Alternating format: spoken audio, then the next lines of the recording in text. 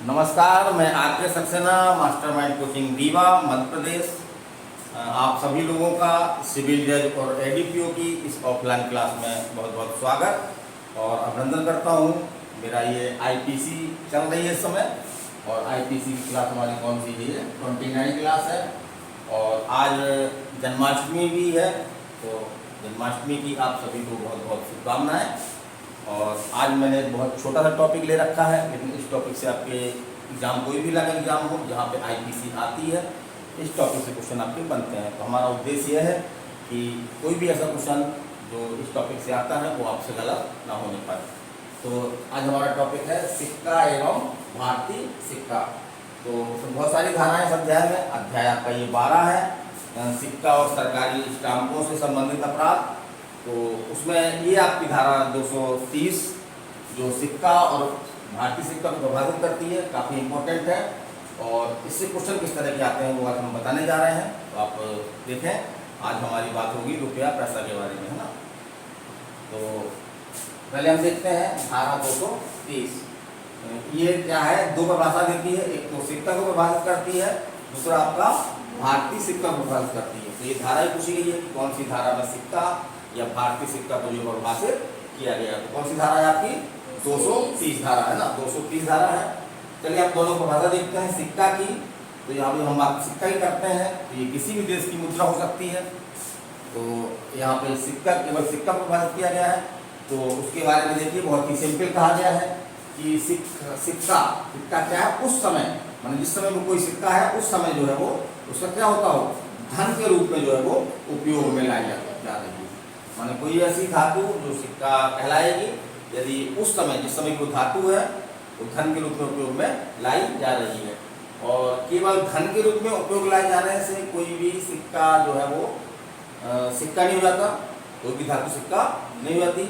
उसकी जो दूसरी महत्वपूर्ण शर्त यह है कि क्या शर्त है कि इसे धन के रूप में लागू होने के लिए किसी राज्य का मतलब यहाँ पे किसी देश का मतलब है, कोई देश जैसे भारत है, अमेरिका है, पाकिस्तान है, रूस है, तो राज्य या उस देश की है ना, या उस स्थान की जो प्रभुता संपन्न शक्ति है उसके प्राधिकार द्वारा जो है वो क्या की गई हो, स्थापित की गई हो और प्रचारित की गई हो। मतलब दोनों चीजें, स्थापित माने उसको स्थापित किया गया है और प्रचारित माने उसको धन के रूप में जो है वो लेन देन के लिए जो है वो प्रचारित किया गया, चलाया गया है। तो उसके परिभाषा में आ जाएगी। तो एक तो क्वेश्चन आपका यही बता दिया कि 230 में आपका जो सिक्के की परिभाषा दी गई है सिक्का और भारतीय सिक्का की। फिर कुछ इसमें दृष्टांत दिए गए हैं, इनसे क्वेश्चन आपके बनते हैं।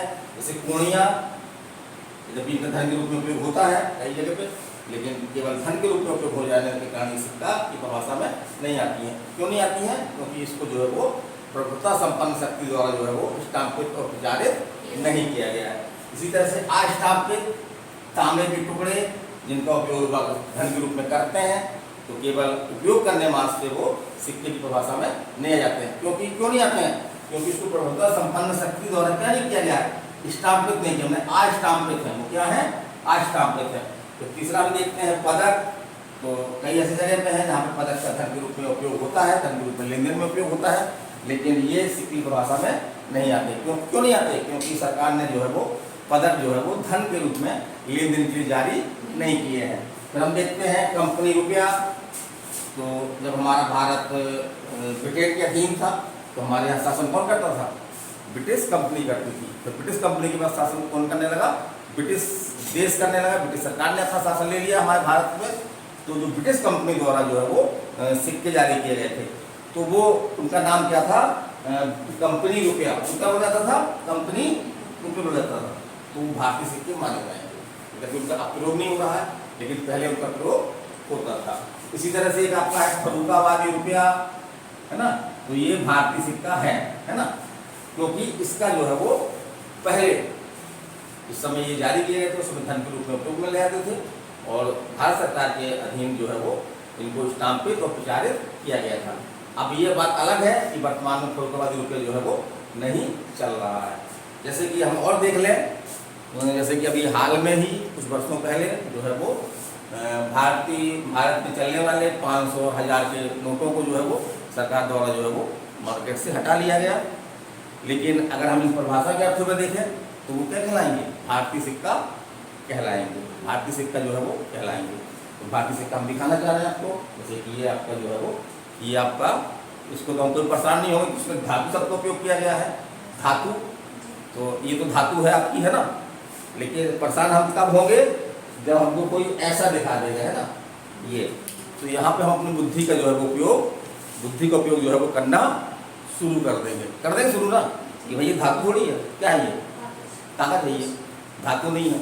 लेकिन इस परिभाषा के अंतर्गत जो है इसको भी जो है वो धातु माना जाएगा, क्योंकि भले ही कागज का टुकड़ा है ना, लेकिन इसको धातु की परिभाषा में आएगा ये, इस परिभाषा के अर्थ में, बाकी धातु नहीं है ये हकीकत है कि ये धातु नहीं है। लेकिन जो सिक्का धातु शब्द यूज हुआ है सिक्का या भारतीय सिक्का में, उसके अर्थ में ये जो है वो क्या आएगा, धातु में आएगा।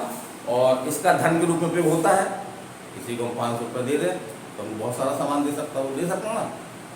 तो इसमें देखिए कि इसको भारत सरकार द्वारा जो है वो स्थापित किया गया है, भारत सरकार की जो अथॉरिटी है आपकी भारतीय रिजर्व बैंक, है ना, उसके द्वारा इसको जारी किया गया है। तो इस प्रकार से भारत सरकार के प्राधिकार में अधीन जो है वो इसको स्थापित किया गया है, और इसका उपयोग धन के रूप में लेने देने के लिए किया जाता है ना। सरकार ने भी कहा कि भाई इसका उपयोग धन के रूप में करो, लेकिन वो आपका जो 500 का पुराना नोट, 1000 का पुराना नोट जो अब नहीं चलता है, लेकिन वो भारतीय सिक्के की परिभाषा में आएगा, है ना। चलिए हम आगे चलते हैं इसमें।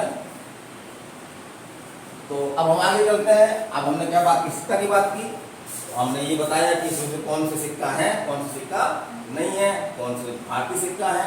तो इसको आप एक बार ध्यान से देख लीजिए, निसंदेह रूप से यहाँ से आपका क्वेश्चन बनता है। चलिए हम दूसरी परिभाषा देख रहे हैं इसमें, भारतीय सिक्का। तो कहीं इतना पूछ ले कि भारतीय सिक्का की परिभाषा कहाँ दी गई है, तो इसका आंसर क्या होगा, 230 में, सेक्शन 230 में। अब इसमें क्या कहा है, भारतीय सिक्का, भारतीय सिक्का धन के रूप में उपयोग लाए जाने के लिए, है ना। पहली कंडीशन ये है कि धन के रूप में उसका उपयोग लाए जाने के लिए हो। दूसरा, किसने अथॉरिटी दी गई हो, भारत सरकार के जो है प्राधिकार के अधीन उसको स्थापित और प्रचारित किया गया हो। तो ऐसी कोई भी धातु जो है वो कौन है, भारतीय सिक्का है। ऐसा हो सकता है उस धातु का उपयोग कभी वो भारतीय सिक्का थी, लेकिन अब भारतीय सिक्का नहीं है। इस तरह से पुराने नोट देख लें, 500 1000 के नोट जो कभी धन के रूप में चलते थे, लेकिन आज धन के रूप में नहीं चलते हैं। लेकिन इस अध्याय के अर्थ में, अध्याय जो 12 है, उस अध्याय के अर्थ में जो है इनको क्या माना जाएगा, भारतीय सिक्का माना जाएगा। जैसे एग्जाम्पल दिखा आपने, ये दिखा एग्जाम्पल, फरुखाबादी रुपया जो पहले धन के रूप में चलता था, लेकिन अब क्या है, धन के रूप में उसको चलना जो है वो बंद हो गया। तो कभी तो चलता था वो, है ना, इसी कारण से उसको जो है वो धारा 12 अध्याय 12 IPC के अर्थों में क्या माना जाएगा, भारतीय रुपया माना जाएगा। अब हम देखते हैं, चाहे भारतीय सिक्का हो या चाहे आपका केवल सिक्का हो, जैसे बहुत देशों की मुद्राएं होती हैं, जैसे अमेरिका का डॉलर, ब्रिटेन का पौंड, रूस का रूबल, ये सभी क्या है, सिक्के की परिभाषा में है। और उस देश का क्या है, ये मुद्रा है, उस देश का ये सिक्का है। तो किसी भी धातु को, है ना, धातु में हमने बताया कि यहाँ पर कागज भी धातु में आ रहा है आपका, है ना। जनरली क्या होगा कि सरकार पहले क्या होता था, जब IPC बनी थी उस समय ज़्यादातर क्या है, तो उपयोग होता था सिक्के का उपयोग जो है धातु के सिक्के बनते थे, है ना। तो धीरे धीरे क्या हो गया कि उनकी कास्ट बढ़ती चली गई, तो सरकार ने क्या किया, अपनी लागत कम करने के लिए क्या किया, कागज को सिक्के के रूप में उपयोग करने लगे। तो हमारा जो नोट है, कागज वाले नोट है, वो सभी क्या है, भारतीय सिक्का है। लेकिन इसके लिए 2 शर्तें हैं, माने कोई भी धातु या कागज का टुकड़ा हम कह सकते हैं, वो सिक्के की परिभाषा में कब आएगा या कब वो भारतीय सिक्का कहलाएगा, उसके लिए 2 बात आवश्यक है। अगर दोनों की पूर्ति होगी तो वो सिक्के की परिभाषा में आ जाएगा। चलिए हम देखते हैं तथ्य कौन कौन से हैं। तो पहली बात तो हमने लिखा कि कोई भी धातु, यहाँ पे हम कागज का टुकड़ा भी शब्द यूज कर सकते हैं, कोई भी धातु जिसका उपयोग काहे के रूप में होता हो, धन के रूप में होता हो या पहले होता था, है ना। भूतपूर्व की बात भी हो रही है यहाँ पे कि धन के रूप में उपयोग पहले होता था या वर्तमान में हो रहा है। दूसरी शर्त क्या है कि जिस क्षेत्र में, जिस देश में उसका उपयोग हो रहा है, उस देश की जो प्रभुता संपन्न शक्ति है, उसके द्वारा क्या किया गया हो, उसको धन के रूप में लेन देन के लिए क्या किया गया हो, प्राधिक स्टाम्पित और प्रचारित किया गया हो। यहाँ दोनों शर्तें हैं कि धन के रूप में उसका लेन देन हो रहा है या पहले हो रहा था। और दूसरी शर्त क्या है, जो जरूरी है आपका, कि प्रभुता संपन्न शक्ति द्वारा। जैसे भारत में प्रभुता संपन्न शक्ति कौन है? भारत सरकार है। तो भारत सरकार ने किसी भी धातु के टुकड़े, एक तार के टुकड़े को जो है वो धन के रूप में लेन देन के लिए उसने प्रस्तावित कर रखा है। और इस बात को उसने क्या कर रखा है? इस बात को उसने स्टाम्प के तौर प्रचारित कर रखा है, तो वो आपकी भारतीय मुद्रा हो जाएगी। तो मतलब छोटा सा वीडियो था ये।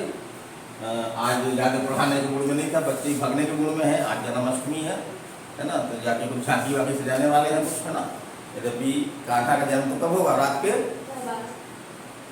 12 के बाद ही होता है ना, 12 के बाद ही होता है।